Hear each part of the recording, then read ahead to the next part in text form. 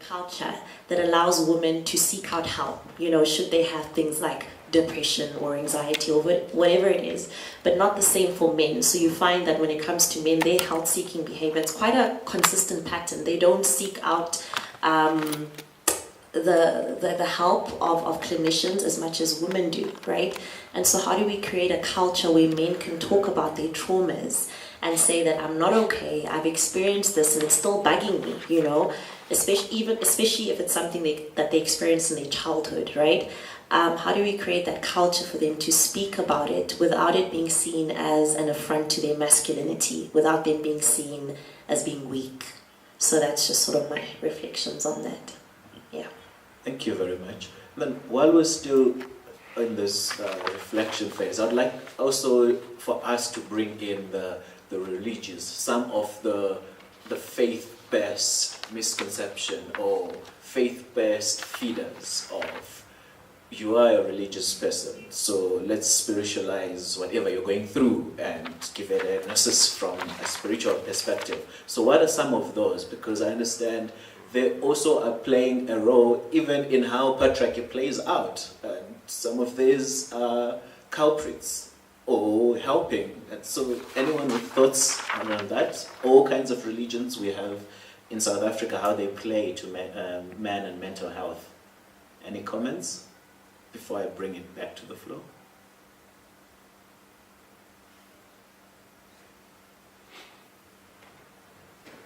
And also when we're talking of religions, we're not only talking of the ones that came with Western Christian civilization in courts, but we're also talking about African religions and African thought patterns.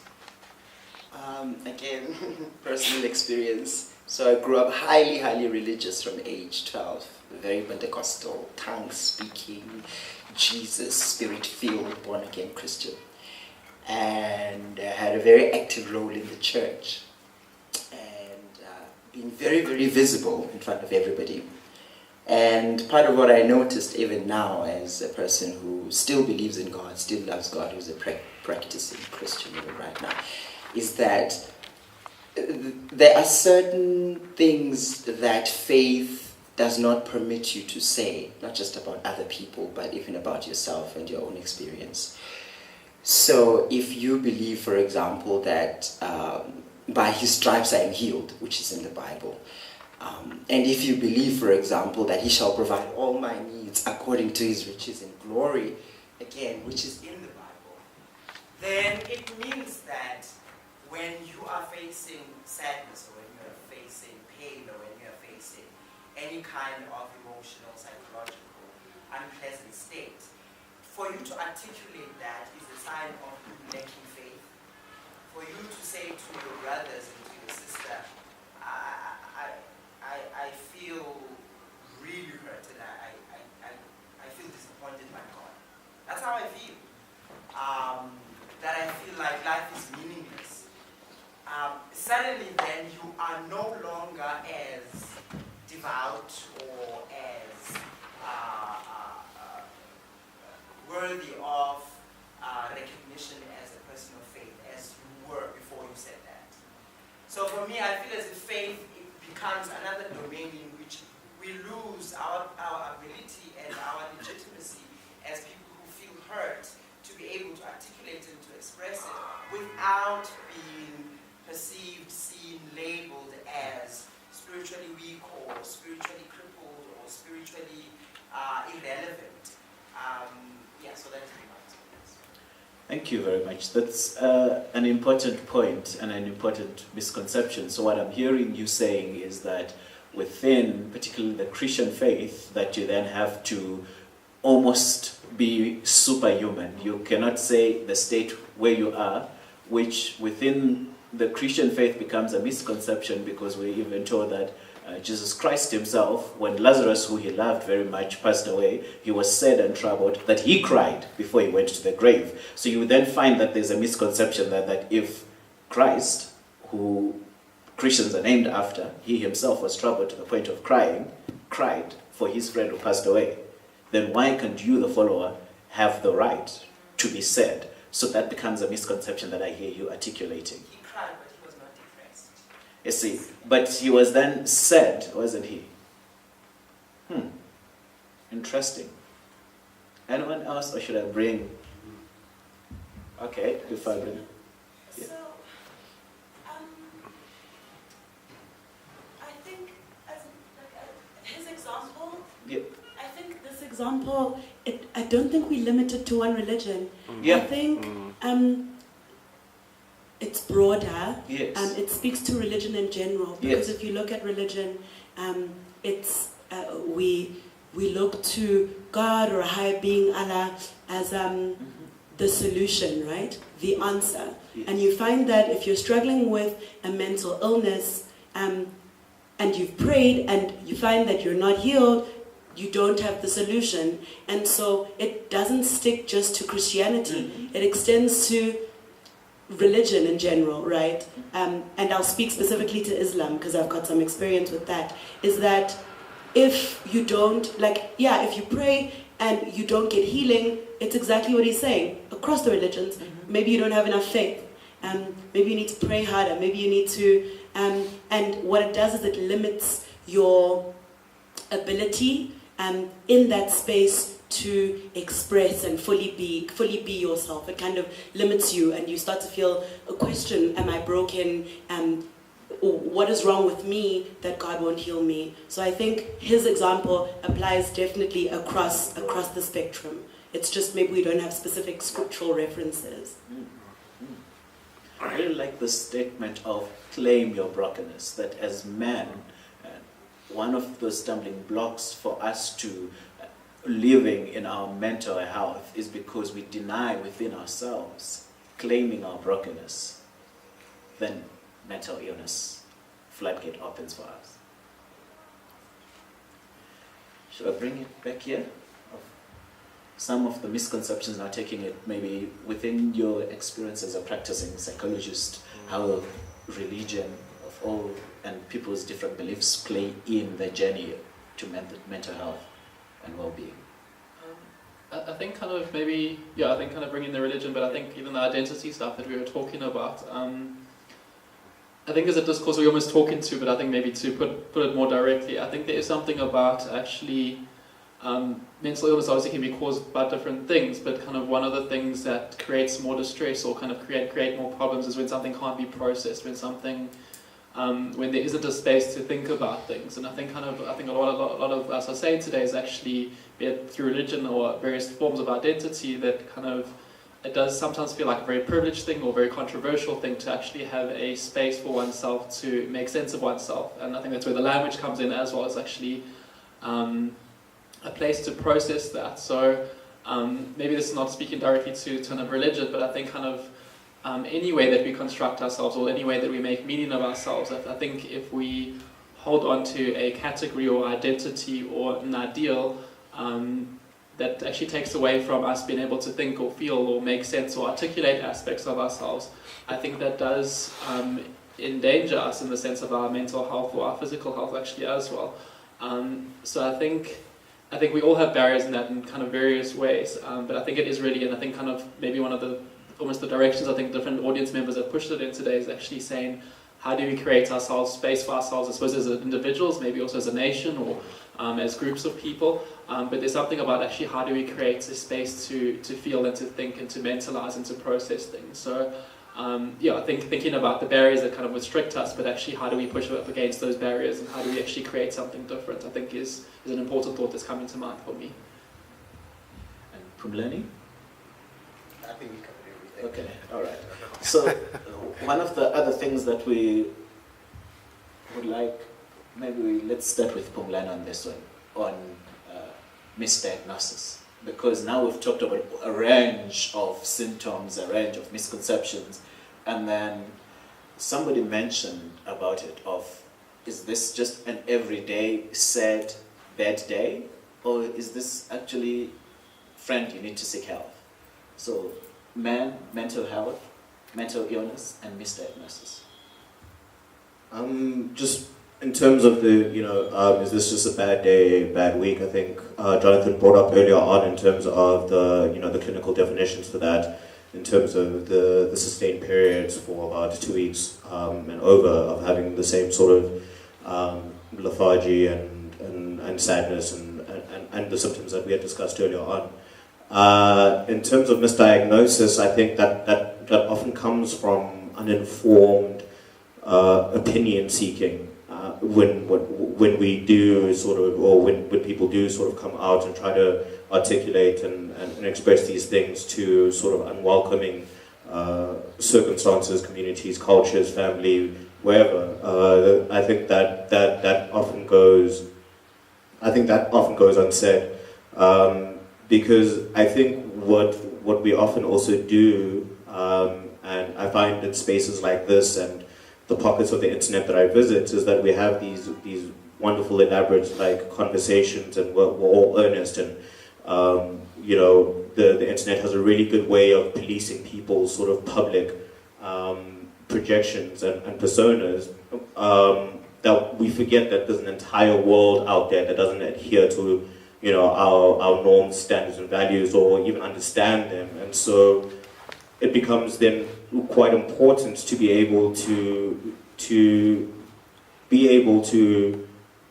navigate these spaces with that sort of awareness, and to be able to actually share and make this sort of an accessible point of entry in terms of like communicating. So I think a lot of the misdiagnosis comes from a place of, whether intentional or not, ignorance, and that's also due to accessibility and the structural reasons that we had mentioned prior as well. And then to Jonathan, still on misdiagnosis. So I know sometimes it's because of lack of access to good medical facilities. That some people would, so if you take it a slighter thing like, oh, I have a fever, and then what is it like? Oh, just go to the pharmacist and get this. In your practice, do you come across that where people actually go to a pharmacist and they're diagnosing themselves? I'm not sleeping well. This. A friend says this pill makes them sleep better, and then they go to the pharmacist to look for that. Do you come across such in terms of self-medication, mental health?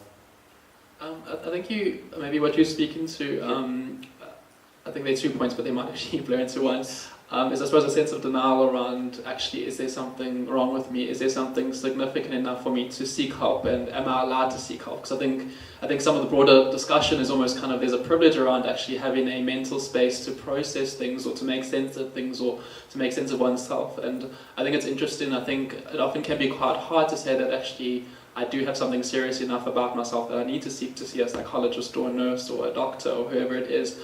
So I think for many people that can be quite difficult, but I think particularly thinking about masculinities and men, that often it's really hard to say, I am the head of the family, or I am the breadwinner, or I need to be responsible, or I need to be on top of things, to actually say, maybe there is something wrong, maybe I actually do need help, maybe I'm not just the one that's offering help, but actually I'm the one that also needs to seek help. So I think that can be quite difficult. So I think there's often a sense of denial that can lead to, I suppose, potentially misdiagnosis or self-medication. And I think I mentioned just now, I think kind of for men, often the way that many men deal with kind of mental illness is actually through kind of alcohol or substance use, that it's often a lot more desirable to drink heavily rather than to be depressed. So to actually say, I don't really need anything, maybe I just need a good weekend, or I just need to drink harder, or I just need to kind of show my friends I'm either more masculine or strong. So I think there's something about denial around actually diagnosis and acknowledgement, and I suppose how we see ourselves and how we identify ourselves, that I think often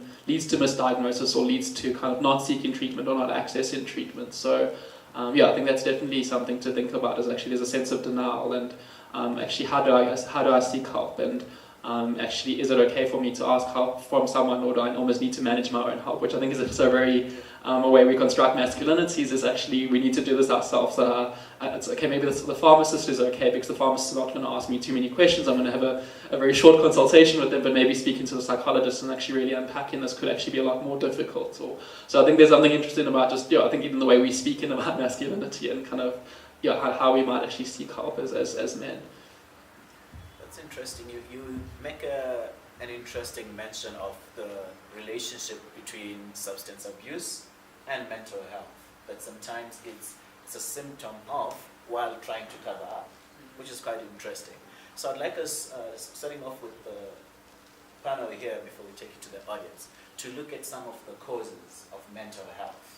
And also for you addressing, Jonathan, the relationship between, is it like other conditions that DNA based, hereditary, if someone in your family had it, or the chances of addressing some of the things like the different causes. And then to you, Phumlani, looking at the context of we're in Joburg, where Joburg is, we're known to be a fast city, and the city of Joburg says we're a world-class city. And what does that come with? And then for those of us within universities, if you are at Wits University, it says it gives you the edge. What kind of edge does it give you?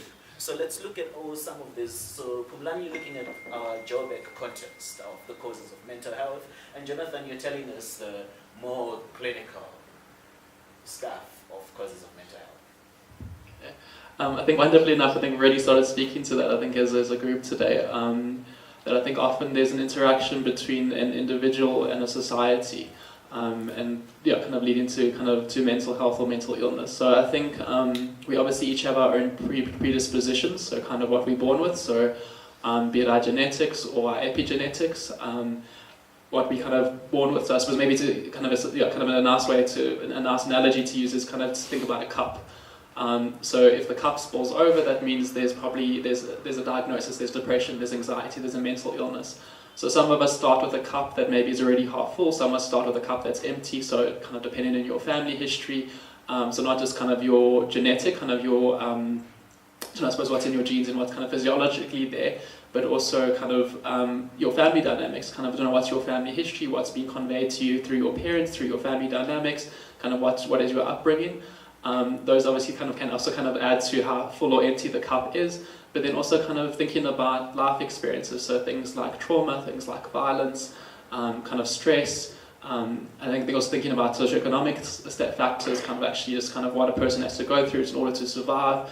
Those things obviously can actually kind of slowly fill up the cup, and I think that can then determine kind of how the illness manifests, or kind of how it, kind of what causes it. So I think often it is less so just one factor, but it's multiple factors that interact. And I think definitely one of the factors we're talking about today is actually potentially around masculinity or identity. Actually, how does that actually maybe fill up the cup more kind of faster or slower? And I think going back to the point I was trying to say just now is that mental health is not something that just happens when we get sick or when you turn 22, but it's actually something that happens on a daily basis. And if as men or as masculine people, we don't allow ourselves to process things or actually seek treatment, that cup can sometimes actually unnecessarily overflow. So if we are able to talk about things and process things, maybe there's a way of keeping the cup lower. So maybe you can't change your genetics, maybe you can't change your family history, but the way that you look after yourself and the way that you kind of process things, I think that can actually make a difference. And I think that's where maybe masculinity and identity and other forms of identity actually kind of maybe play a role in actually when do things spill over and actually when are certain things caused. So I think that's like actually thinking about how we see ourselves and how we see ourselves as individuals in a society kind of also interacting. Yeah, I think processing is a very important sort of idea here, because you need to be able to sort of isolate and be able to express or articulate what it is that you're feeling, and sometimes where you can locate it in your body and all of that. So when you're, as a city, I guess, and I'm assuming we're speaking to the sort of broader context of the social classes that we find here, which I'm assuming are rather similar. It would be, based on the ideas of lifestyle and balance of whatever work you do, whether you're a student or a professional or a young professional, where you're pressurized really to sort of succeed and to excel at whatever it is that you do. What's interesting is that we also live in a time whereby you basically are at a point where you're never not working, or you don't have a choice really to switch off or switch on, because even now your socializing is kind of work, because your social media profile sort of translates into a lot of professions that you find yourself in.